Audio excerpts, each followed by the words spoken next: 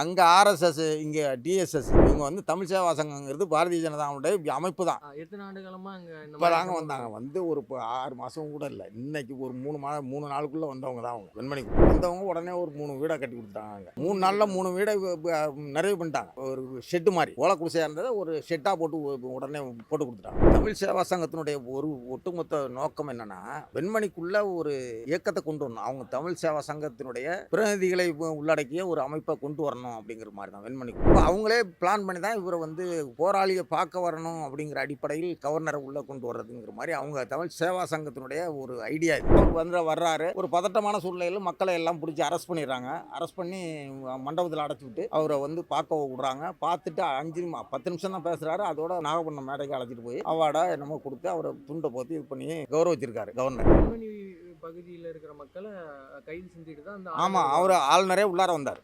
அவங்கள கைது செஞ்சுட்டு தான் ஆளுநர் பார்வையிட்டிருக்காரு. பார்வையிட்டிருக்காரு. பார்வையிட்டப்போ வந்து அங்க அந்த பகுதி மக்கள் யாரும் மக்களே இல்ல, ஓடிவிட்டாங்க எல்லாருமே. இப்போ அவன் தான் அரெஸ்ட் பண்ணிட்டாங்களா.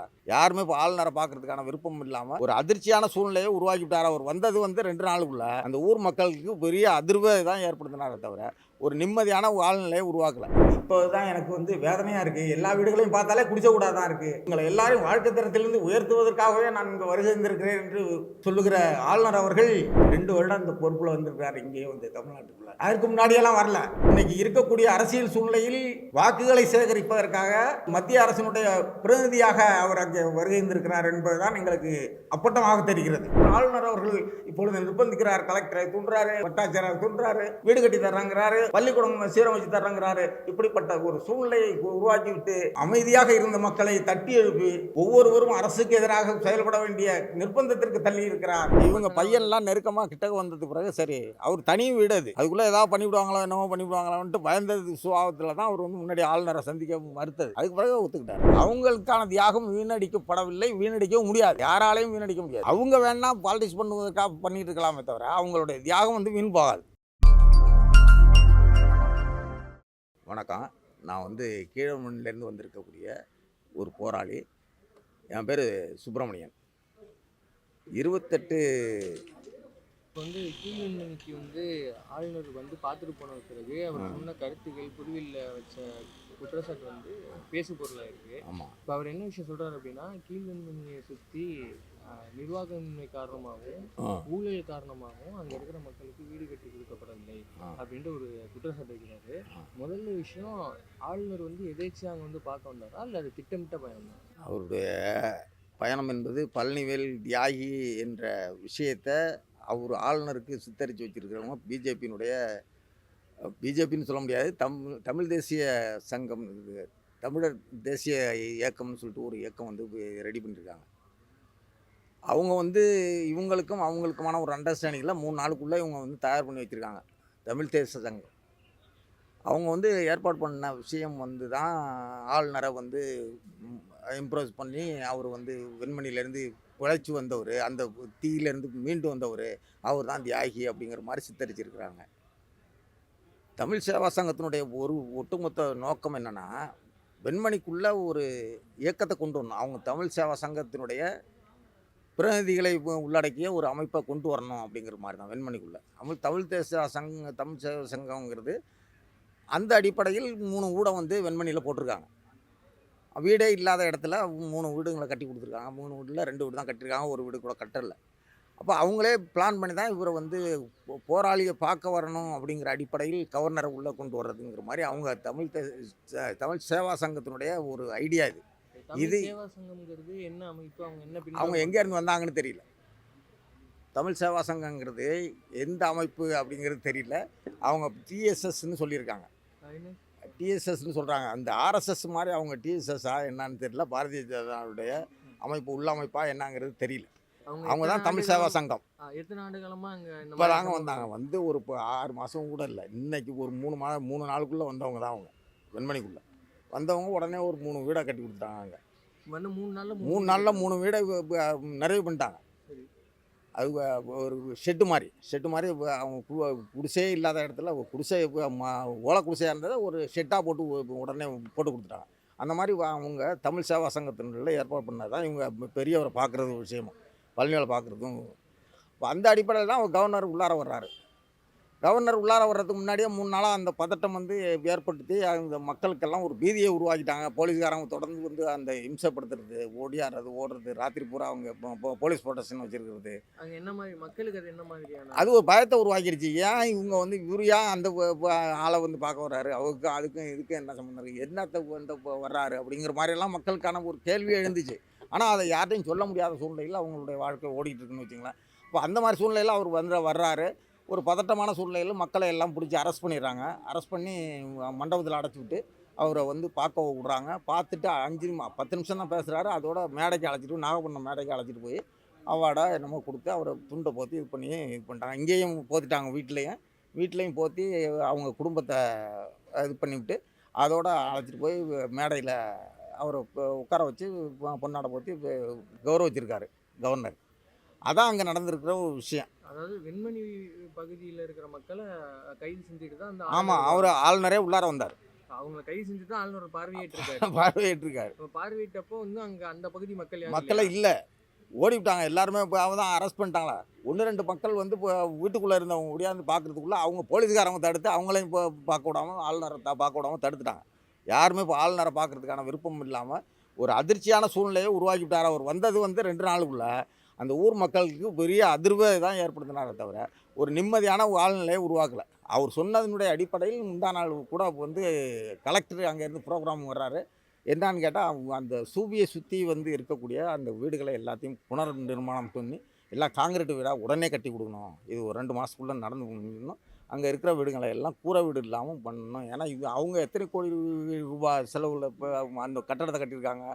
விவசாய தொழிலாளர்களுடைய வாழ்க்கைக்கு அவங்க வீடுகள் இல்லாமல் இருக்கக்கூடாது. அதனால் அதை புனர் நிர்மாணம் பண்ணி உடனே காங்கிரீட் வீடாக கட்டி கொடுங்கன்னு சொல்லி ஆளுநர் சொன்னதாக கலெக்டர் வந்து சொல்லிட்டு முந்தானத்து ஆய்வு பண்ணியிருக்காரு. அது எல்லாரையும் எடுத்துகிட்டு போயிருக்கிறார்.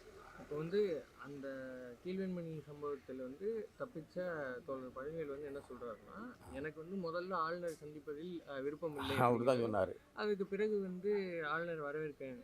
இது வந்து அவருக்கு ஏதாவது அழுத்தம் காரணமாக இந்த இப்படி மாறி மாறி பேசுறாரு. சிபிஎம் தவிர்த்துக்கிட்டு இவரோட பையன்லாம் வந்து சப்போர்ட் பண்ணி நீ ஆளுநரை வரவேற்கணும் அப்படின்னு சொல்லி அவனை பையனும் மிரட்டினது பிறகு தான் அவர் வந்து ஆளுநரை வர சொல்லி நானும் ஏற்றுக்கிறேன் அப்படின்னு சொல்லி அவரும் சொன்னது. அப்போ வரவேற்கிறேன்னு சொன்னது அதுக்கு பிறகு தான் இவங்க பையன்லாம் நெருக்கமாக கிட்டக்க வந்ததுக்கு பிறகு சரி அவர் தனி வீடு அது, அதுக்குள்ளே ஏதாவது பண்ணிவிடுவாங்களோ என்னமோ பண்ணிவிடுவாங்களான்ட்டு பயந்தது சுபாவத்தில் தான் அவர் வந்து முன்னாடி ஆளுநரை சந்திக்க மறுத்தது.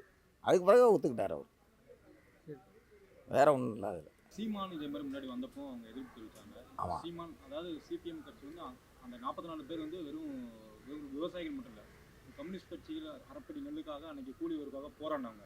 அந்த போராட்டம் இன்னைக்கு கொச்சப்படுத்தப்படல. அது சிபிஎம் ஒன்றுமே செய்யலை அப்படின்னு நீங்கள் ஈஸியாக சொல்கிறாங்க. மக்கள் வந்து பொதுவாக மக்கள் சொல்லலாம், அது அப்படிதான் சொல்லுவாங்க. 44 வருஷத்துக்கு முன்னாடி வரலாறு ஒன்று இருக்குல்ல. ஆமாம், அது அந்த அடிப்படையில் நீங்கள் பார்த்தீங்கன்னா இப்போ சிபிஎம் அன்னைக்கு ஒரு அறப்படி போராடினது ஒரு பெரிய அதிர்வலையை நாடு முழுக்க ஏற்படுத்தி இல்லையா? ஆமாம். அதை கொச்சப்படுத்துற மாதிரி இல்லையா இதெல்லாம்? இப்போ நம்ம வந்து கொச்சைப்படுத்துவதற்காக இல்லை, கம்யூனிஸ்ட் கட்சியினுடைய ஆளுமை என்பது அந்த ஊரில் இருக்க தான் செய்யுது. அதுக்காக தான் அவங்க இப்போ கட்டடமே கட்டுறாங்க, அதை வச்சு தான் பாலிடிக்ஸ் பண்ணுறாங்க. ஆனால் அந்த மக்களுக்கான விடியலை நோக்கி அவங்க எந்த விஷயத்தையும் காய் நகத்தில் 55 வருஷமாக ஒரு எம்எல்ஏ போய் சட்டமன்றத்தில் பேசலை, ஒரு எம்பி போய் இப்போ சட்டமன்றத்தில் பேசி இந்த மக்களுக்கான விடியலை நோக்கி எதுவும் பண்ணி கொடுக்கல. ஆனால் கட்டடத்தை மட்டும் கட்டிக்கிட்டு இருக்கிறாங்க. இதுதான் உண்மை. ஆனால் அவங்கள கொச்சைப்படுத்துவதற்காக நம்ம சொல்லலை. ஆனால் இன்றைக்கி இருக்கக்கூடிய பாலிட்டிஷியன் இப்போ சிபிஎம்மை பொறுத்தவரையும் அவங்க பாலிட்டிஷியனுடைய உணர்வு வந்து வேறு திசை வேடிக்கு போயிட்டு மக்களுக்கான விடியலுக்காக நோக்கி இல்லை அப்படின்னு தான் சொல்லலாம். நம்ம சீமான் அந்த இடத்துக்கு வர்றது, ஆர்.என். ரவி இந்த இடத்துக்கு வர்றது எல்லாமே அரசியல் தான் சொல்லுவீங்க. ஆமாம், அவங்க அரசியல் பண்ணுறதுக்காக தானே வராங்க. அதை ஏன் மக்களும் அதில் வந்து ஆட்பட்டவங்கன்னு சொல்லிக்கிட்டு தான் சீமான் வந்தார், திருமாவளவன் வந்தார், கிருஷ்ணசாமி வந்தார்.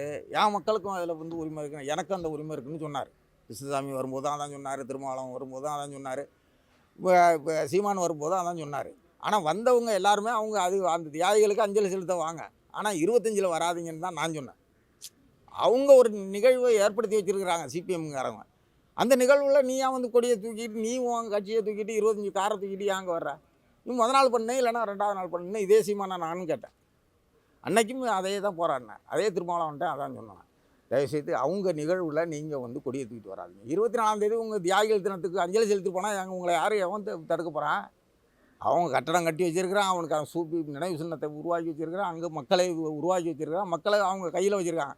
அவங்கள போய் நீ கொச்சப்படுத்துகிற மாதிரி அவங்க நிகழ்வில் போய் நீ அவன் பாக்க போட்டு பாக்க வச்சு எல்லாரையும் வரவேற்பு பண்ணி உட்கார வச்சிருக்கிறான். நீங்கள் போய் அதில் போய் சுண்ணாம்பு தடவிட்டு வர்றதுன்னு மாதிரி வந்தீங்கன்னா நீங்கள் எதுக்கு வர்றீங்க?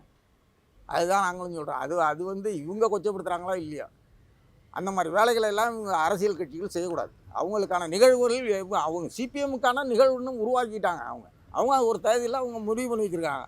அந்த நிகழ்வில் போய் நீங்கள் போய் அதில் தலையிடுறீங்க. அந்த 44 தியாகிகள், அந்த இறந்து போனவங்களோட தியாகம் வந்து வீணாயிடுச்சு அப்படின்னு சொல்லுவாங்க. இல்லை, அவங்களுக்கான தியாகம் வீணடிக்கப்படவில்லை, வீணடிக்கவும் முடியாது. யாராலையும் வீணடிக்க முடியாது. ஆனால் சிபிஎம்மாலையும் வீணடிக்க முடியாது. ஆனால் அவங்க வேணா பாலிடிக்ஸ் பண்ணுவதற்காக பண்ணிட்டு இருக்கலாமே தவிர அவங்களுடைய தியாகம் வந்து வீண் போகாது. எப்போதும் வீண் போக விட மாட்டோம் நாங்கள் அந்த மண்ணில்.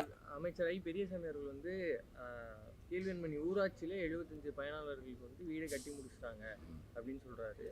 இதுல ஊழல் போன்ற விஷயங்கள்ல நடந்தனால அங்க இருக்கிற மக்கள் அப்படியே தான் இருக்கிறாங்கன்னு ஆளுநர் ரவி அவர்கள் சொல்றாங்க. இப்போ வந்து அந்த ஊராட்சியில மொத்தமாவே குடிசையா தான் இருக்கிறா, இல்ல வந்து இல்லை அப்படியெல்லாம் சொல்ல முடியாது. அந்த ஊராட்சிக்கு உட்பட்ட கிராமங்கள் 6 இருக்கு. 6 ஊர் இருக்கு. காவலக்குடி, மேலக்காவலக்குடி, காவலக்குடி, மயிலாங்குடி, நாணக்குடி, கீழவன்மணி, மேலவன்மணி, இன்னொரு ஊர் மொத்தம் 60 கட்டில் வரையும் வந்து அந்த ஊர் சம்மந்தப்பட்டது. பாப்புலேஷன் வந்து 2000 லட்சம் பேர். அது தனித்தனி ஊராக இருக்குது. அதில் ஒவ்வொரு ஊருக்கும் 2 வீடு கட்டி வச்சுருப்பார். ஆனால் இங்கே வந்து கீழவன்மணிக்குள்ளே கட்டல அவங்க, அவ்வளோதான் அதில் இருக்கக்கூடிய விஷயம். அதனால் நம்ம வந்து நான் என் ஊரில் கட்டலைங்கிறதுக்காக நான் கட்டாமல் இருக்குதுன்னு சொல்ல முடியாது. பஞ்சாயத்தில் கட்டியிருப்பார், கட்டுறாங்க. அது ஊராட்சி சம்மந்தப்பட்ட ஊராட்சி தலைவர்களுடைய சம்மந்தப்பட்ட விஷயம். அது வந்து நான் கட்டலை, நான் வந்து கட்டாமே இருக்காங்க. என் ஊரில் கட்டலை, அவ்வளோதான். கீழவன்மணியில் கட்டலை, அதை சுற்றி இருக்கக்கூடிய ஊரில். இப்போ தான் 2 வீடு இப்போ போட்டு வச்சுருக்காங்க, 2 வீடு கட்டிக்கிட்டு இருக்கிறான். அது வந்து யார் கட்டுறது? அதான் பஞ்சாயத்தில் தான்.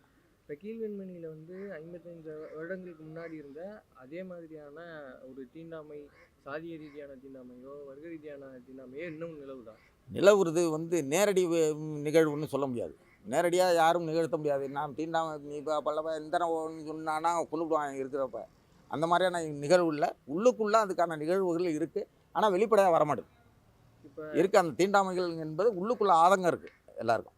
இப்போ இந்த மாதிரியான சிக்கல்கள் குறித்து வந்து ஆளுநர்கிட்ட வந்து மக்கள் யாராவது முறையிட்டாங்களா, இல்லை ஆளுநர் யாராவது மக்களை சந்திச்சு இதெல்லாம் கேட்டாரா, அதெல்லாம் இல்லை அந்த சேவா சங்கம் போன்ற அமைப்புகள் இதுக்கு ஏதாவது வந்து குரல் கொடுத்துருக்காங்களா? இல்லை அது இதுவரையும் எதுவுமே செய்யலை. சேவா சங்கமெல்லாம் இப்போ தான் வந்தது. 4 நாளைக்கு முன்னாடி வந்துட்டு தான் அவங்க வந்து வீடு கட்டி விட்டா ஓடிவிட்டாங்க, கூட்டத்தை நடத்திவிட்டாங்க, அவ்வளோதான். வேறு ஒன்றும் அவங்க இன்ன வரையும் செஞ்சது.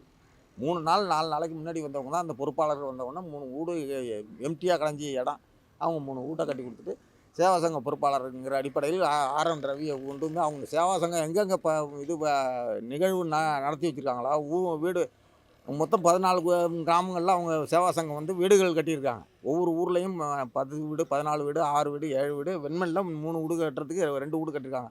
பாக்கி என்ன கட்டலை. பாக்கி 26 வீடு நான் வந்து மோடி வீட்டினுடைய அடிப்படையில், மோடி வீடுங்கிறது 4.5 லட்ச ரூபா வீட்டை எல்லாம் இருக்கிற 26 வீட்டுக்கு நான் கட்டித்தரேன்னு சொல்லிவிட்டு அவங்க தமிழ் சேவா சங்கம் சொல்லிட்டு போயிருக்கு. இதுக்கிடையில் இவரை வந்து கலெக்டரை இவங்க தூண்டி விட்டுருக்காரு. இப்போ ஆர்.என். ரவி வந்து இப்போ நிர்பந்தப்படுத்தினதுனால முந்தா நாள் வந்து அவர் கணக்கெடுக்க வந்துட்டார். இது ஒன்றிய அரசோட திட்டம் தானே, அது வந்து ஒரு சங்கம் வந்து இப்படி கிளைம் பண்ணிக்க முடியுமா? கிளைம் பண்ணுறதுன்னா அவங்க சங்கமாக இருக்கும் அது உள்ளுக்குள்ளே. அப்போ இது வந்து ஒன்றிய அரசோ இல்லை பாஜக அரசோ அவங்களோட சங்கம் தான் நான் நினைக்கிறேன். ஆனால் வெளிப்படையாக அவங்க சொல்லலை. ஆனால் அவங்க வந்து நாங்கள் சங்கம் திட்டத்தை வந்து அவங்க கிளைம் பண்ணுறாங்க. அவங்க ஒன்று வீடு கட்டுறது தான் அவங்களுடைய நோக்கம்னு சொல்லிட்டு இருக்கிறாங்க. ஆனால் அங்கே ஆர்எஸ்எஸ், இங்கே டிஎஸ்எஸ், இவங்க வந்து தமிழ் சேவா சங்கங்கிறது பாரதிய ஜனதாவுடைய அமைப்பு தான், பிரான்ச் அமைப்பு. அவங்க வந்து சொல்கிறது வந்து நான் சேவா சங்கம்னு சொல்லிக்கிட்டு இருக்கிறாங்க. அதுதான் தப்பு. அதை யாரும் நம்ப முடியல. அப்படி நாங்கள் நம்பவும் இல்லை. இப்போ வந்து முழுக்க இன்னும் தமிழ்நாடு அரசு எடுத்தோ இல்லை அங்கே இருக்கிற கம்யூனிஸ்ட் கட்சிகளை எடுத்தோ இவங்க திட்டமிட்டு பண்ணுற அரசியல் தான் சொல்கிறீங்க? ஆமாம், அதுதான் பண்ணுவாங்க. அதுதான் பண்ணிகிட்டு இருக்காங்க. உள்ளுக்குள்ளே அவங்க வந்தது அனுப்பியிருக்கிறது இந்த இதுதான். அதான் 13-14 வீடுங்க பண்ணிக்கிட்டு இருக்கிறாங்க கிராமங்களில். இப்போது அந்த வெண்மணி சம்பவத்திலேருந்து பாதிக்கப்பட்ட அந்த தியாகிகளோட குடும்பமோ வந்து அவங்களுடைய வீடுகள், அவங்களுடைய வாழ்வாதார நிலை இப்போ எப்படி? அதே நிலமையில தான் எனக்கு என்னைக்கு இருந்தான். நான் 68க்கு முன்னாடி 55 வருஷத்துக்கு முன்னாடி எப்படி இருந்தானோ அதே குடிசை வீட்டில் தான் இருக்கிறான். அதே வாழ்நிலை தான் இருக்குது. அவனுக்கு இன்னமும் சோறு திங்கிறதுக்கு வழி இல்லை. அவன் பிள்ளைங்கள ஒழுங்காக படிக்க வைக்கிறது கூட வாழ்நிலை ஒத்து வரல. கஷ்டம் தான் இருக்காங்க. இது குறித்து தமிழ்நாடு அரசுக்கு ஏதாவது இதுக்கு முன்னாடி இல்லை இன்னும் நாங்கள் ஒன்றும் மனுவெல்லாம் கொடுக்கல. யார் அந்த பக்கம் அதுக்கான இப்போ சிபிஎம் பண்ணுவாங்க அவங்க பண்ணுவாங்கன்னு நம்ம நினச்சிக்கிட்டு இருக்கிறோம். அது அந்த மாதிரி இன்னும் நடைமுறைக்கு ஒத்து வரல. சரி, இப்போ இந்த சம்பவத்துக்கு பிறகு நீங்க அரசுகிட்ட வைக்கிற கோரிக்கை என்ன? அதான் இந்த மக்களுக்கான விடிவுங்கிறது எதிர்கால வாழ்க்கைக்கான உத்தரவாதத்தை ஏற்படுத்தக்கூடிய ஒரு அரசாக இருக்கணும்.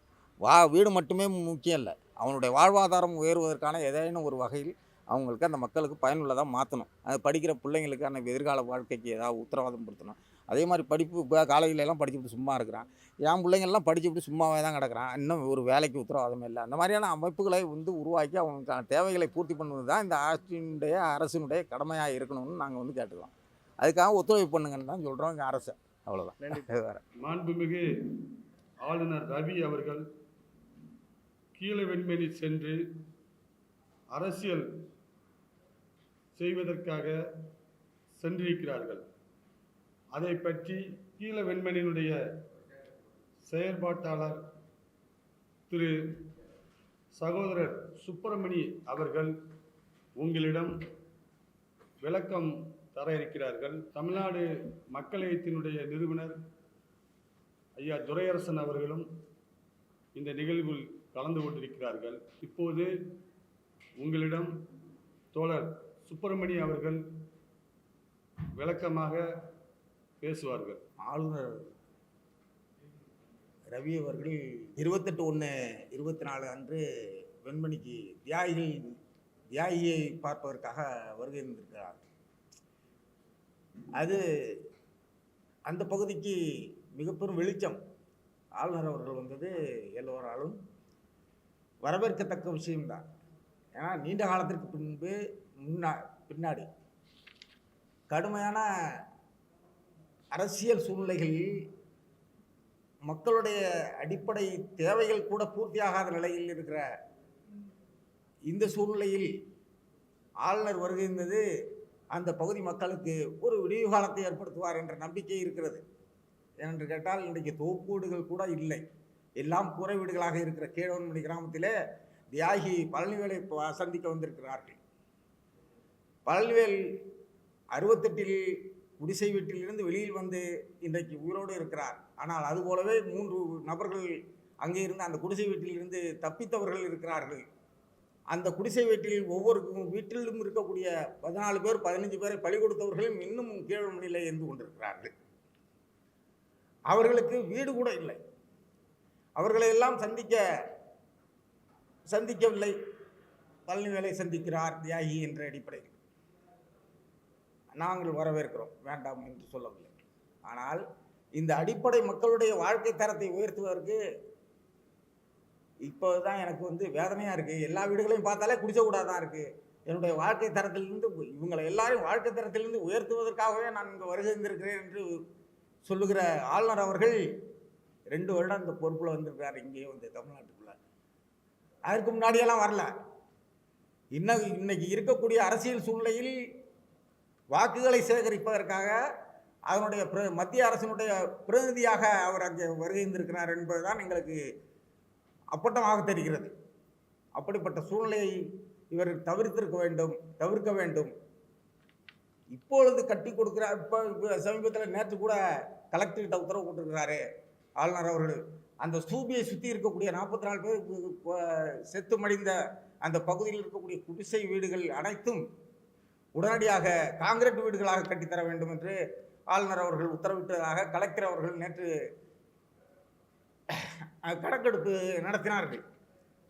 ஆளுநர் இன்றைக்கு அவர்களை நிர்பந்திக்கிற நிலை என்கிறதை பார்க்கிற போது அவர்கள் அரசியல் தான் செய்கிறார்களே தவிர இந்த ஆட்சியாளர்களுக்கு எதிராக, தமிழ்நாட்டு அரசியலுக்கு எதிராக, தமிழ்நாட்டில் ஆட்சி செய்கிறவர் மிக சிறப்பாக செய்து கொண்டிருக்கிறார். அவரிடம் கேட்டு நாங்கள் போராடி பெற வேண்டிய நிறைய உரிமைகள் இருக்கிறது. அவரும் நல்ல விஷயங்களை தான் செய்து கொண்டிருக்கிறார்.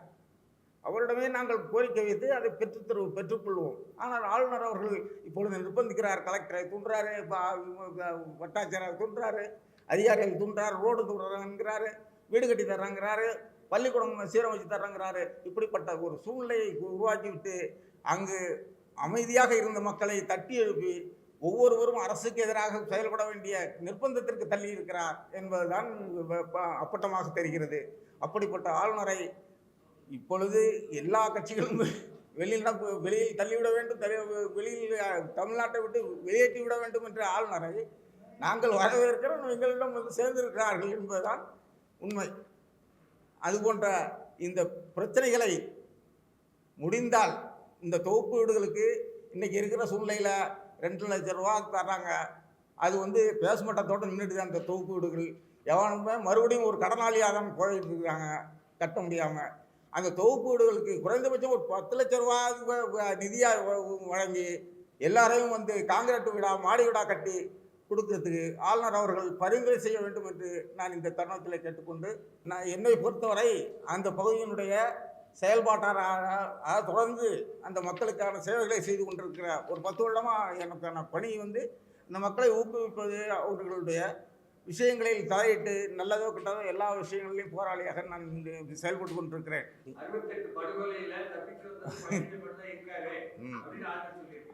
ஆளுநர் சொல்லியிருக்கிறது அவரு மட்டும் தப்பிக்கல, இன்னும் கிராமங்கள்லேருந்து நானும் உட்பட அங்கேருந்து தப்பிச்சு வந்தோம் தான். எனக்கு 5 வயசு அப்போ. நானும் அந்த தீக்கு போகாமல் என்னை வந்து எங்கள் அம்மா வந்து வயலுக்கு இழுத்துட்டு போனதுனால நான் வந்து தப்பிச்சுக்கிறேன். இல்லைனா நானும் அந்த வீட்டில் எங்கி போயிருக்க வேண்டியவன், நான் போயிருப்பேன். அந்த மாதிரி நிர்பந்தத்துக்குள்ளாக்கப்பட்டேன். அதாவது ஆளுகிற அந்த ஆட்சியாளர்களை விட ஆண்டிகள்னு சொல்லக்கூடியவங்க எவ்வளவு நிர்பந்தப்படுத்தினாங்க. எங்கள் அப்பாவுக்கு கூட எல்லாரையும் கொண்டு போய் கட்டி வச்சு வீட்டில் போட்டு கட்டி வச்சு அந்த பூத்துக்காலாக மிதித்த சம்பவத்தை எங்கள் அப்பா சொல்லியிருக்காரு. அப்படிப்பட்ட ஒரு கொடூரமான ஆட்சியாளர்கள் தான் அன்றைக்கும் இருக்காங்க. அன்றைக்கும் போலீஸார் பார்க்கணும் சரி, வட்டாட்சியராக இருக்கட்டும், அரசு ஆட்சியாளர்களாக இருக்கட்டும், எல்லா ஆட்சியாளர்களும் அவர்களுக்கு அதிகாரத்துக்கும் அனைத்துமே வந்து முதலாளிகள் பின்னால் இருந்ததுனால தான் அன்னைக்கு இவ்வளோ பேர் 44 பேர் எழுதியதுக்கான காரணங்களாக இருந்திருக்கு அப்படிங்கிறத நான் இந்த நேரத்தில் சொல்லிக்கொள்ள விரும்புகிறேன். சார், இப்போ ஆளுநர் வந்தது ஒரு அப்பட்டமான அரசியல் நீங்க வந்து உதவி பண்ண வந்தாருன்னு சொல்றீங்க. அதில் அரசியலுக்காக வந்தாருன்னு சொல்றீங்களா? ஆமாம், இன்றைக்கி இருக்கிற சூழ்நிலையில் அவர் வந்து இப்போ வந்துருக்கிறது. இப்போ 2 ஆண்டுகளாக இருந்திருக்கிறாரு. இப்போ தான் வெண்மையை தெரிஞ்சிருக்கு, இப்போ தான் போராடியே தெரிஞ்சிருக்கு. இதுக்கு முன்னாடி அவருக்கு வந்து யாரையுமே வந்து பார்த்ததா தெரியவில்லை. இப்போ அந்த கிராமத்தில் வந்து இன்னும் குடிசை வீட்டில் வாழ்றவங்க நிறைய பேர் இருக்காங்க. எப்படிங்க? உங்க கிராமத்தில் இன்னும் குடிசை வீட்டில் வாழ்றவங்க எல்லாமே குடிசை வீடுகளாக இருக்குது, இன்னைக்கும் பாதிக்கப்பட்டவங்க இருக்காங்க. ஸோ ஆளுநர் வந்து 2 நாளைக்கு முன்னாடி வந்து உங்களுக்கு உதவி பண்ணுறேன்னு சொன்னாங்க. ஆனால் இங்கே இருந்து ஆளுநர் உதவி பண்ணிருக்காங்களா? எந்த உதவியும் பண்ணல. இன்றைக்கும் அவங்க செஞ்சுருக்காங்க. இன்றைக்கி திமுகவின் பேரில் இப்போ சொல்லிருக்காரு, இப்போ ஐபிஎஸ் சாமி சொல்லிருக்காரு 120 வீடு எங்கள் பஞ்சாயத்தில் கொடுத்துருக்கான். அப்படி கொடுத்த வீடுகளில் 75 வீடு கட்டி கொடுக்கப்பட்டதா சொல்கிறாரு ஐபிஎஸ் சாமி. உண்மை அது வந்து அல்ல, பாதிக்கு மேலே வந்து இன்னும் வந்து கட்டக்கூடிய நிலைமையில் இல்லை, கொடுத்துருக்காங்க. அப்படின்னா தெரியவே இல்லை எங்களுக்கு. அதான் 75 வீடுகள் என்னமோ வந்து வேலை ஆகிடுச்சுன்னு சொல்கிறாரு. ஆனால் எங்கள் பஞ்சாயத்தில் அப்படி ஒரு வேலை நடந்ததா எங்களுக்கு தெரியல. இல்லை, அப்படி நடக்கவே இல்லை. இப்போ நேற்று தான் சொல்லியிருக்காரு அவங்க. அவன் இன்னைக்கு தான் சொல்கிறாரு. அதான் உண்மையாக யார் அரசியல் பண்ணுறாங்கிறதுல மக்களை ஏமாத்துக்கிற விதத்தில் 2 பேரும் எல்லாருமே ஒன்று தான். ஆமாம், அது இல்லைன்னு சொல்ல முடியாது. ஆமாம், அதே தான் செஞ்சுட்டு இருக்காங்க. ஆனால் மக்கள் ஏமாந்துக்கிட்டு இருக்கிற சூழ்நிலை தான் இன்றைக்கும் இருந்து கொண்டு இருக்குது. இன்னும் ஆகலை, இன்னும் செய்யலை. இதில் சார் சொன்ன மாதிரி வந்து அரசியல் பண்ண வேண்டும் என்ற உள்நோக்கத்தோடு மட்டுமே வந்து சமீபத்தில் நம்முடைய மாநிலத்துடைய கவர்னர் செய்து கொண்டிருக்கின்றார். தமிழ்நாடு மட்டுமல்ல, இந்தியாவில் இருக்கக்கூடிய அனைத்து மாநிலங்களும் இதை அறிந்து கொண்டு இருக்கின்றது, தெரிந்து கொண்டு இருக்கின்றது. ஆளுநருடைய அனைத்து செயல்களும் தமிழக மக்களுக்கு எதிராகவே இருக்கிறது என்பதை புரிந்து கொண்ட ஒன்று. இதை யாருமே மறுக்க முடியாது. அதில் நம்ம சமீபத்தில் ஆளுநர் கொடுத்த செய்திகள் பார்த்திங்கன்னா, காந்தியே வந்து குற்றவாளி ஆக்கியிருக்கிறார். ஒரு இந்தியாவுக்கு மட்டுமல்ல உலகத்திற்கே இன்றைக்கி வந்து அஹிம்சையை கொடுத்த காந்தியே வந்து ஆளுநர் வந்து அவரை வந்து சுதந்திரத்துக்கு பாடுபடவில்லை என்ற கருத்தை பதிவு செய்தார். சுபாஷ் சந்திர போஸ் வந்து இந்திய மக்களுக்கோ தமிழர்களுக்கோ வந்து விரோதமானவர்கள். சுபாஷ் சந்திர போஸ் என்ற பேரை வந்து தமிழ்நாட்டில் இருக்க நிறைய பேர் வச்சிருக்கிறாங்க இன்றைக்கி. அதில் அப்பேற்பட்ட சுபாஷ் சந்திர போஸ் தான் போராடினால் காந்தி போராடவில்லை என்ற கருத்தையும் சொல்கிறாரு. அதனால் தமிழ்நாட்டை பொறுத்தவரையில் இன்றைக்கு இருக்கின்ற ஆளுநர்கள் வேணும்னு சொன்னாக்கா அவர் வந்து கவர்னர் பதவியை விட்டுட்டு வெளியே வந்து அரசியல் பண்ணால் மக்களுக்கு நல்லா இருக்கும். நாங்களும் வெண்மணி கிராமத்துக்கு வந்து 2 வருஷத்துக்கு முன்னாடி போயிருந்தோம். அங்கே என்ன நடக்குதுன்னா, தப்பாக எடுத்துக்க கூட யதார்த்தமான பார்த்து உண்மையை சொல்கிறோம். நம்ம அதில் எப்படி வந்து இன்றைக்கி வந்து ராமர் கோயில் கட்டியதை வந்து தேவையில்லாத ஒன்றுன்னு சொல்லி மக்கள் நினைக்கக்கூடிய வகையில் அரசாங்கம் வந்து செய்தது சரியில்லைங்கக்கூடிய வேலை சொல்கிற மாதிரியே, அங்கே கட்டப்பட்டிருக்கின்ற சிபிஎம் கட்டியிருக்கின்ற அந்த நினைவு மாளிகை கூட வந்து அந்த இடத்துல அப்படிப்பட்டது தேவையில்லை. ஏன்னு கேட்டால், சிபிஎம் கட்டியிருக்கக்கூடியதை நீங்கள்லாம் சென்று பாருங்கள். ஏன்னு கேட்டால், இன்றைக்கி வந்து நம்ம தோழர் வந்து சொல்கிறாரு வீடே கட்டித்தரலைங்கிறத வந்து ஆளுநரும் சொல்கிறாரு, நம்முடைய தமிழக அரசரும் சொல்லிக்கிட்டு இருக்கின்ற போது, சிபிஎம் காரவங்கள் உண்மையாகவே அக்கறை உடையவளை இருந்திருந்தால் அந்த மக்களுக்கு முதல்ல வீடு கட்டி கொடுத்துருக்கணும். அதானே செஞ்சுருக்கு நம்மங்களில். அதை செய்யாத வகையில் இன்றைக்கு வரலையும் அர்ஜுன் என்ற பேர்வையிலே வந்து மக்களை பயன்படுத்தி வந்து ஓட்டு வங்கிகளாக பயன்படுத்துகின்ற நிலைதான் இருந்து கொண்டிருக்கின்றது. ஆகவே வெண்மணிக்கு சென்று 2 ஆண்டுகளுக்கு பிறகு கவர்னர் பேசிய பேச்சு தேவையற்ற ஒரு பேச்சு, தேவையில்லாத ஒரு பேச்சு, அரசியல் கலந்த பேச்சு. இவர் அரசியல் செய்ய வேண்டும் என்ற தெளிவான நிலைப்பாடு இருந்தால் கவர்னர் பதவியை இன்னைக்கே வெட்கமில்லாத வகையில் ராஜினாமா பண்ணிட்டு வந்து நீங்கள் அரசியல் பண்ணுங்க. அதுக்காக வந்து அந்த மக்களை வந்து 2 ஆண்டுகளுக்கு பிறகு கிட்டத்தட்ட 44 பேர் உயிரோடு எரிக்கப்பட்ட சம்பவம் உலகத்தை உலுக்கிய ஒன்றதில்லை. உலகத்தை உலுக்கிய சம்பவத்தை வந்து எந்த அரசாங்கமும் கண்டுகொள்ளவில்லை என்பதுதான் யதார்த்தமான உண்மைகள். இதில் இந்த உண்மையை வந்து யாரும் மறுக்க முடியாததான் தோழர் இன்னைக்கு பதிவு செஞ்சிருக்கிறாரு. வீடுகள் கட்டி கொடுக்கப்படவில்லை என்பது நீங்களே போய் பார்த்தா தெரியும். வேணும்னா நீங்கள் நேரடியாக போய் பாருங்கள், எங்கே வீடு ஒன்றும் கட்டி கொடுக்கப்படவில்லை வெண்மணியில். அந்த இடத்துல ராமையா வீட்டிலேருந்து பகுதியில் அவர்களுடைய எந்த வீடும் கட்டி கொடுக்கப்படவில்லை என்பதுதான் உண்மை.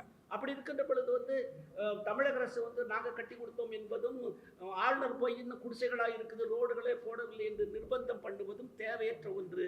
ஆகவே ஆளுநர் அவர்கள் என்றைக்கு தமிழ்நாட்டுக்கு வந்தாரோ அன்றிலிருந்து இன்று வரை ஒரு அரசியல்வாதியை போல் செயல்பட்டு கொண்டிருக்கின்றார். தமிழ்நாட்டை, தமிழ் பண்பாட்டை, தமிழ் கலாச்சாரத்தை புரிந்து கொள்ளாத வகையிலே அவர் ஒரு RSSஐ போன்று தான் நடந்து கொண்டு இருக்கிறாரே தவிர அவர் ஒரு கவர்னராக நடந்து கொள்ளவில்லை என்பதை வந்து தமிழ்நாடு வந்து தெளிவாக புரிந்து கொண்டிருக்கின்றது. இப்படிப்பட்ட ஆளுநர் தேவையில்லை என்பது தமிழ்நாட்டு மக்களுடைய கோரிக்கையாக இருக்கிறது. இதே கோரிக்கையை நாங்களும் இந்த மன்றத்தில் இன்னைக்கு நாங்களும் சமர்ப்பிக்கின்றோம். ஆகவே தமிழ்நாட்டுக்கு அண்ணா சொன்னார், கடந்த சில மாதங்களுக்கு முன்பு கூட தூத்துக்குடி ஸ்டெர்லைட்டில் வந்து துப்பாக்கிச்சூட்டில் தெரியும், நாடறியும் 13 பேர் இறந்தாங்க, மற்றபடி 15 பேர். ஆனால் இதே தமிழக ஆளுநர் என்ன சொன்னார், தூத்துக்குடி துப்பாக்கிச்சூடு சம்பவத்தில் நடைபெற்ற அந்த போராட்டக்காரர்களே வெளிநாட்டிலிருந்து பணம் வாங்கிட்டு போராடினாங்கன்னு கொச்சைப்படுத்தி தான் பேசினார். அது மக்களுடைய தன்னெழுச்சியான போராட்டம். ஸ்டெர்லைட் ஆலை அங்கிருந்து அப்புறப்படுத்த வேண்டும் சொல்லி 1.5 லட்சம் 2 லட்சம் மக்கள் தூத்துக்குடியிலிருந்து கலெக்டர் ஆஃபீஸ் நோக்கி பேரணி சென்றோம். அந்த பேரணி தன்னெழுச்சியான பேரணி.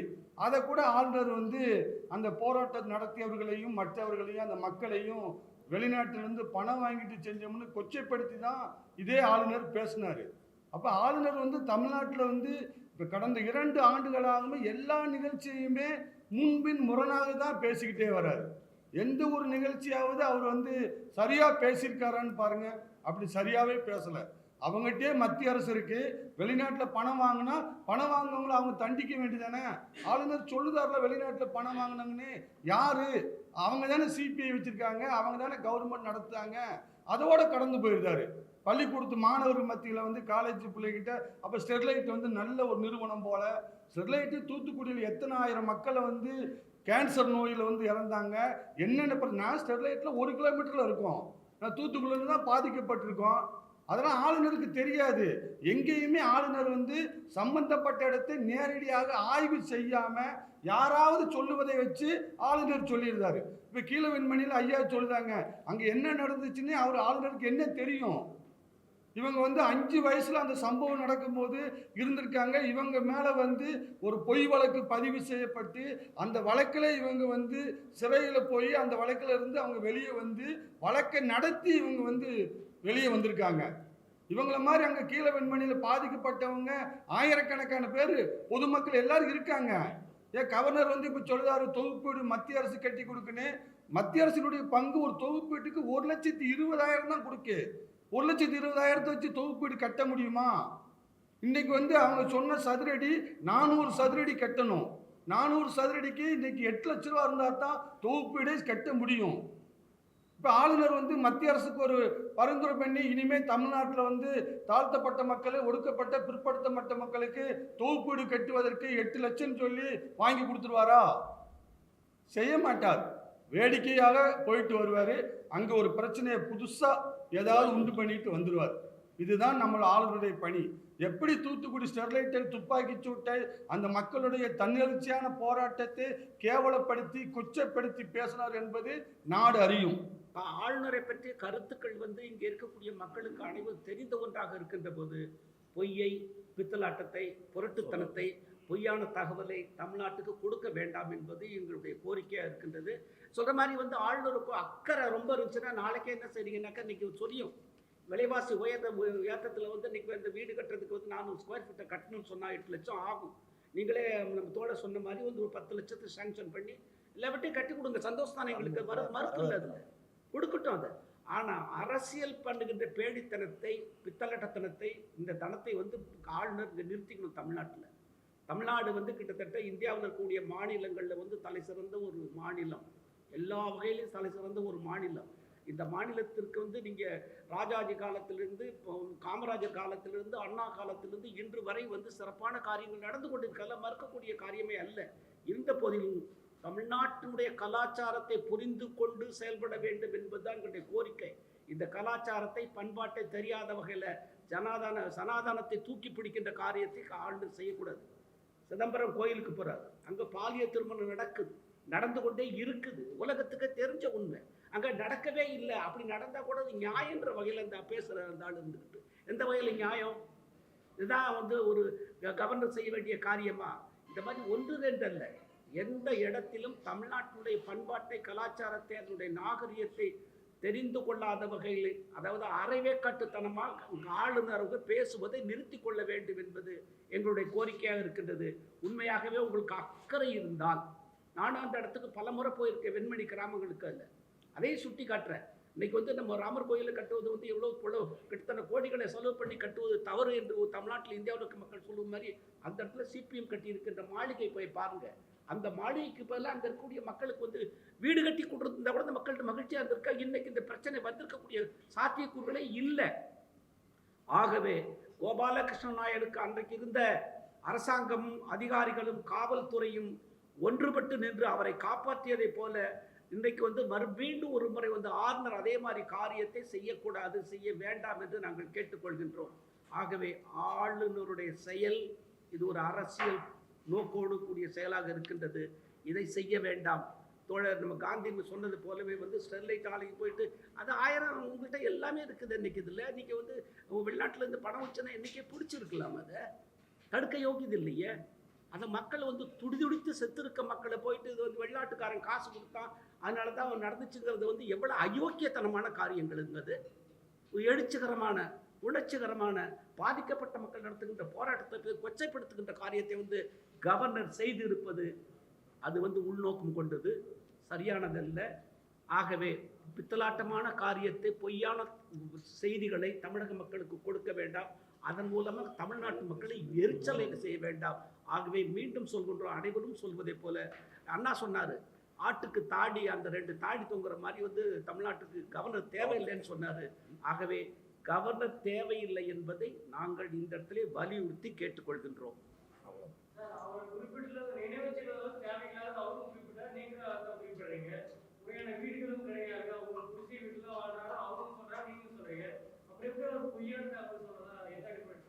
இல்லைங்க, அவர் சொல்லக்கூடிய கருத்துக்கள் நீங்கள் வந்த உடனேயே 2 வருஷத்துக்கு மாதிரி தமிழ்நாட்டோட ஒரு பாதிப்பு உண்டாயிருக்கு. வெண்மணியில் 40 பேர் கொல்லப்பட்டிருக்கிறார்கள். அந்த வீடு கட்டி கொடுக்கப்படவில்லை என்று உங்களுக்கு உங்களுடைய உளவுத்துறை செய்தி கிடைக்காதா?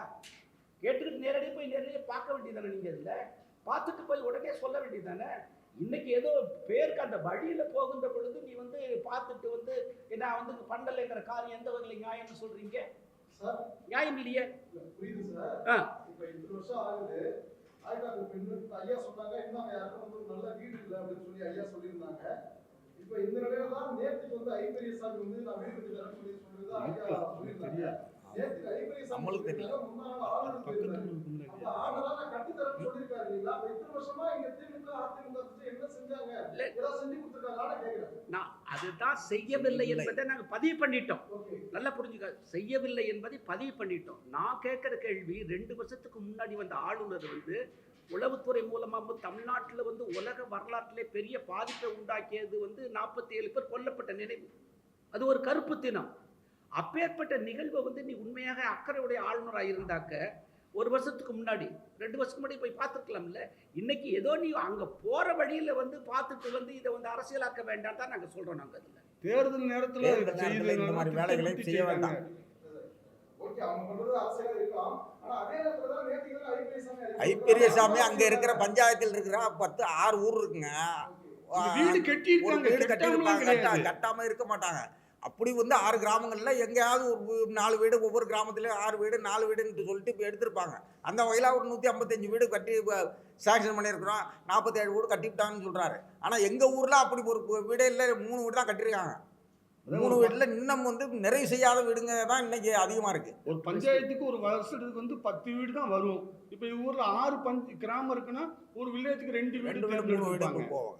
அந்த மாதிரி தான். ஆனா வீடு கெட்டாமலாம் இல்லை, வீடு கெட்டப்பட்டிருக்கு. இப்போ இவங்க சொன்ன மாதிரி இங்க 3 வீடு இருக்கு.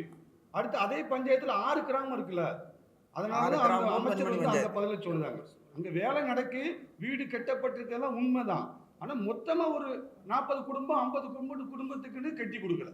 அதுலேயும் குறிப்பாக வந்து வெண்மணியில் எரிக்கப்பட்ட மக்கள் வாழ்ந்த அந்த ராமையா வீட்டிலேருந்து கடைசி வரலையும் கட்டி கொடுக்கப்படவில்லை என்பது யதார்த்தமான உண்மை. இதில் அங்க இந்த ராமையாவின் குடிசையை சுத்தி இருக்கக்கூடிய ஒரு 26 வீடுங்க அப்படியே இன்னும் வந்து ஓலை குடிசையா இருக்கு. இது பார்க்கும்போது தான் கவர்னருக்கு கொக்கரிக்கிறார். ஆக எல்லாமே இன்னும் கீத்து கொட்டாவே இருக்க. மக்கள் இன்னும் வாழ்நிலையிலே மாற்றம் இல்லை அப்படின்னு சொல்றாரு. ரைட்டு தான். அது அங்க இருக்கக்கூடிய சுத்தி இருக்கக்கூடிய அந்த ஸ்தூபிக்கு பக்கத்தில் இருக்கக்கூடிய வீடுகளை பார்க்கும்போது அவர் வந்து அதை சொல்லியிருக்காரு. உங்களுடைய அமைப்புல வந்து இப்போ ஆளுநருக்கு எதிராக ஒரு பிரஸ் மீட் வைக்கிறீங்க. அந்த மக்களுடைய வாழ்வாதார முன்னேற்றத்துக்காக இல்ல முழுமையா வீடுகள் கட்டி தரதுக்கு அரசு கவனத்துக்கு கொண்டு போறேன் என்னென்ன முன்னெடுப்புகள் இல்லை, நாங்கள் இன்னைக்கு என்ன முடிவு பண்ணியிருக்கோம்னாக்க வந்து தமிழ்நாட்டில் இருக்கக்கூடிய ஹோம் செக்ரட்டரியை பார்க்கறதா ஒரு முடிவு எடுத்துருக்கோம். நம்ம இதில் அதாவது கிட்டத்தட்ட இந்த 55 ஆண்டுகள்ல இன்னைக்கு தான் அந்த இல்லை, நம்ம வந்து இதுக்கு முன்னாடிங்க நாம இந்த அமைப்பின் சார்பாக என்ன செய்யணும்னு சொன்னாங்க. பெருசாக வந்து நாங்கள் போய் வீடு கட்டி கொடுங்கன்னு சொல்லவே இல்லை. ஏன்னா இது வந்து ஒரு வாடிக்கையான ஒரு வேலை, தொடர்ச்சியாக செய்யப்படுகின்ற வேலை. அந்த தமிழ்நாட்டை வந்து குடிசை இல்லாத மாநிலமாக மாற்ற வேண்டுங்கிறது அது அதிமுக இருக்கட்டும், காங்கிரஸாக இருக்கட்டும், அதிமுக எல்லாமே செஞ்சுக்கிட்டு தான் இருக்காங்க. அந்த வகையில் செய்யவில்லை, செய்யணுங்கிறத நாங்கள் கோரிக்கையாக வைக்கிறோம். நம்ம அதில் செய்ய வேண்டியது யாருடைய கடமைங்க? இல்லை, அதுக்குன்னே ஒரு அரசு இப்போ வந்து தாழ்த்தப்பட்ட நலத்துறைன்னு ஒரு நலத்துறை இருக்கு இல்லையா? அதுக்கு வந்து எல்லா அரசாங்கத்துலேயும் வந்து மந்திரி இருக்காங்க இல்லையா? அதில் வந்து குறிப்பாக வந்து தமிழ்நாட்டிலே வந்து அதிகமாக பாதிக்கப்பட்ட இடம்னு சொல்லப்படுகின்ற வெண்மணிக்கு போயிட்டு கட்டி கொடுத்துருக்கணுமா கொடுத்துருக்க கூடாதா? அது நான் சொல்ல வேண்டிய அவசியம் இல்லை, அவங்களே செஞ்சுருக்கணும்.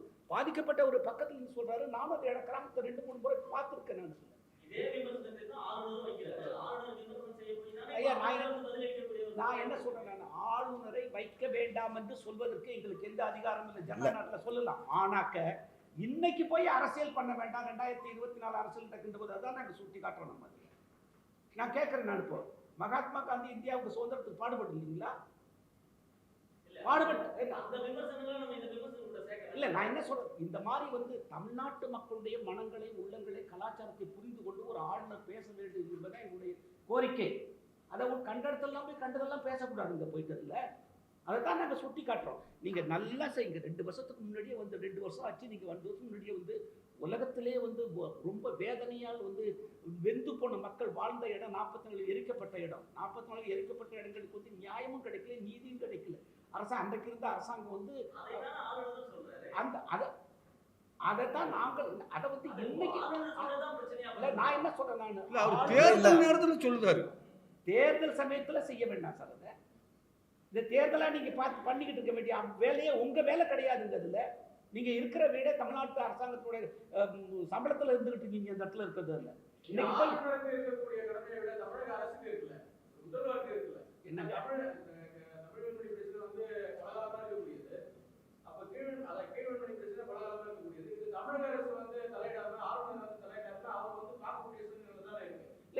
அது இருக்குது. நான் மறுபடியும் சொல்றேன் சார், நீங்க ஆளுநரை நாங்கள் இன்னைக்கு போய் பார்த்ததையோ பார்த்துட்டு சொன்னதையோ குற்றச்சாட்டு இன்னைக்கு செய்யாதீங்க. 2 வருஷமா உங்களுடைய உளவுத்துறை இருக்குது, உங்களுக்கு எல்லாமே தமிழ்நாட்டை பற்றி தெரியும் இல்லை? உலகத்திலே பாதிக்கப்பட்ட மக்கள் வந்து வெண்மணி மக்கள் தாங்க. 40 பேர் உயிரோடு கொளுத்தப்பட்ட இடம். அதுக்கு ஆளுநருக்கு தெரியாதா? நாங்க கேட்கிற கேள்வி என்ன, இன்றைக்கு அரசியல் பண்ண வேண்டிய அவசியம் இல்லை. அதை தான் நாங்க சொல்றோம். நாங்க அது சொல்றீங்களா? என்னங்க, எங்களை பயன்படுத்தாதீங்க, எங்களுடைய பிரச்சனையை நீங்க பயன்படுத்தாதீங்க. ஆமா, கட்டாயமா கட்டாயமா இந்த வேலை இன்னைக்கு செய்ய வேண்டியது இல்லை. தேர்தலுக்கு பிறகு போய் பாருங்க. நீ அங்கனே படுத்து வந்து ஒரு கொட்டாயை போட்டுக்கிட்டு படுத்துக்கிட்டு வந்து வீட்டை கட்டி கொடுக்கறது ஏற்பாடு பண்ண சொல்லுங்க. நல்லது தானே. மக்களை வந்து அக்கறையோட வாழ்ந்து இருக்கார் சொல்லுவாங்கல்ல. அப்ப ஒரு பொத்தாம் மக்களை பேசக்கூடாது. பொத்தாம் மக்கள் போன இடத்துல போய் நின்றுட்டு பேசக்கூடாது. இப்போ ஒரு தூக்குடுக்கு வந்து மத்திய அரசு 1,20,000 தருதுன்னு அமைச்சர் சொல்லியிருக்காங்க. 1,20,000 கட்ட முடியுமா? அப்ப ஆளுநர் வந்து மத்திய அரசுக்கு வந்து இந்த மாதிரி 10 லட்ச ரூபாய் இனிமேல் கொடுக்கலான்னு ஒரு பரிந்துரை பண்ணலாம்ல. அவன் இவங்க 1,60 கொடுத்தாங்க. ஒண்ணு இல்ல, அது ஒரு வீடு கட்டி 8 லட்சம் ஆகுதுல்ல.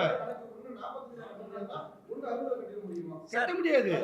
அதான் 8 லட்சம் வேணும். இல்லை சார், இன்னைக்கு இருக்கக்கூடிய நிலைமையில தமிழ்நாட்டில் வீடு கட்டின மணல், ஜல்லி, செங்கல்ல விளந்து உள்ள நிலையில வந்து தமிழ்நாடு அரசாங்கம் ஒதுக்கி இருக்க பணம் பத்தாது. 1,20,000 சென்ட்ரல் கவர்மெண்ட் ஒதுக்கிக்கிட்டு நாங்கள் இதிலே முழுமையாக கட்டி கொடுத்தோம்னு சொல்றதும் பத்தாது. இதை 2 பேருமே வந்து தவறு செய்கிறாங்க. இதுக்கு இன்க்ரீஸ் பண்ணணும். புரியுதுங்களா? இன்னைக்கு இருக்கக்கூடிய நிலைமைக்கு தகுந்த மாதிரி அதை மாற்றணும். அதாவது நாங்கள் வந்து தமிழ்நாடு அரசையும் குற்றம் சொல்ல விட, தமிழ்நாடு அரசும் இந்த காரியத்தை செய்திருக்க வேண்டும், செய்யல அப்படின்னு சொன்னாக்கா அவங்களும் அதில் வந்து ஓரவஞ்சனமாக தான் இருக்கிறாங்க, ஒரு நிலைப்பாட்டை எடுத்துருக்காங்க, தவிர உண்மையாக இல்லை. அதனால் நம்மளுடைய இன்றைக்கு வச்சிருக்க எங்களுடைய கோரிக்கை என்னன்னு சொன்னாக்க, இதை கவர்னர் வந்து தயவு செய்து அரசியல் படுத்தாதீர்கள். 2024 தேர்தல் இருக்கின்ற பொழுது, 2020 தேர்தல் முடிஞ்ச பிறகு போய் செய்யுங்க. இதுக்கு முன்னாடியே செஞ்சிருக்கணும். அது நாங்கள் எங்களுடைய கோரிக்கை என்னன்னு சொன்னால், இந்த தருணத்தில் கவர்னர் இதை செய்வது இது அரசியல் பித்தலாட்டமாக நினைக்கிறோம். அரசியல் நாகரிகம் இல்லாத செயல் நினைக்கிறோம். உங்களுக்கு அந்த ரைட்டு கிடையாது.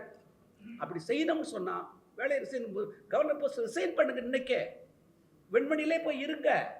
வெண்மணியில் வந்து இன்னைக்கு நாங்கள் கேட்குற வந்து 8 லட்சங்கிற 10 லட்சத்தை சாங்ஷன் பண்ணி நான் செஞ்சு கொடுத்தேன்னு மாறுதட்டுங்க. நல்லது தானே நமக்கு. அதில் இது தமிழ்நாடு முழுவதும் நடக்கட்டும். உங்களால் 2.25 லட்சமோ 1,60,000 கொடுக்குறாங்க தமிழ்நாடு கவர்மெண்ட். இதில் அதை இன்க்ரீஸ் பண்ணி கொடுக்கறதுக்கான வருகின்ற இப்போ சட்டமன்றம் வருது. அதில் நீங்களே வந்து ஒரு கோரிக்கை வைங்க, தீர்மானத்தை கொண்டு வாங்க.